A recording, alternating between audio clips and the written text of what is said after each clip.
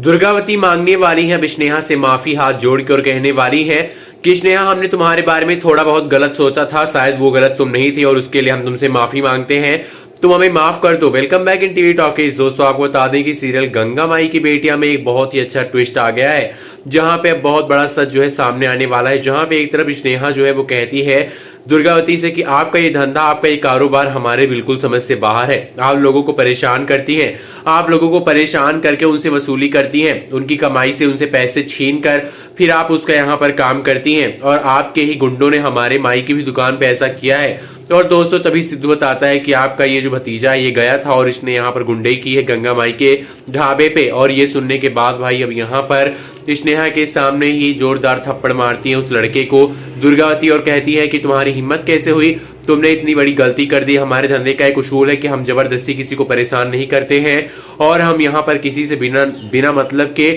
और जबरदस्ती या फिर धोखे का पैसा नहीं लेते हैं। और दोस्तों